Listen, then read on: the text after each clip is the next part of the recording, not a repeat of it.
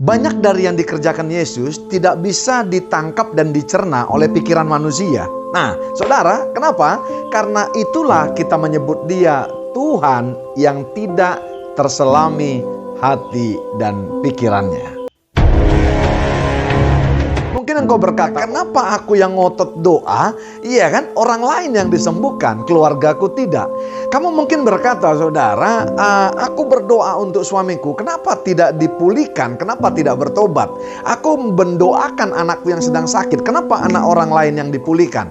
Aku mendoakan bisnis dan usahaku, kenapa bisnis orang lain yang dipulihkan? Alkitab mencatat dalam Markus 5, seorang pemimpin rumah ibadah yang bernama Yairus menjemput Yesus untuk membawa ke rumahnya supaya anaknya bisa disembuhkan dari sakit penyakit. Tapi tahukah saudara, ini yang saya sebut bahwa Tuhan kita tidak terselami jalan-jalannya. Nah, saudara, waktu di tengah jalan ada seorang perempuan pendarahan berpuluh tahun, saudara. Yesus, saudaraku yang kekasih, menyembuhkan perempuan itu. Karena apa, saudara?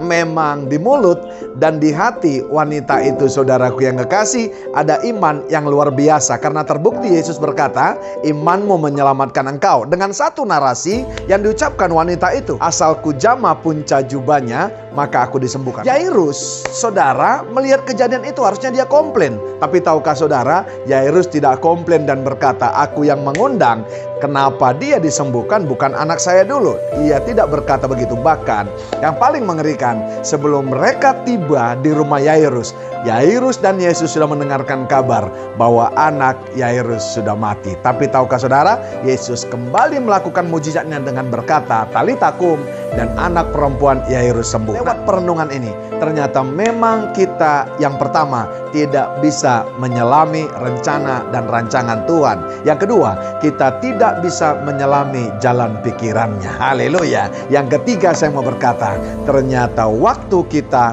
bukan waktu Tuhan. Rancangan kita bukan rancangan Tuhan. Itu buktinya Allah kita adalah Tuhan yang berdaulat atas kehidupan kita dan atas perjalanan kehidupan kita. Dan bahkan waktunya saudara yang menentukan apa yang menjadi bagian dan apa yang harus terjadi dalam kehidupan kita. Tetaplah percaya, tetap saudaraku yang kekasih, yakin bahwa Yesus akan memulihkan pada saat waktunya. Tetap taruh di mulutmu firman Tuhan, dan di hatimu saudaraku yang kekasih ada firman Tuhan. Dari saya, Royal Purba, menyapa sahabat-sahabat Royal Priesthood. God bless you all.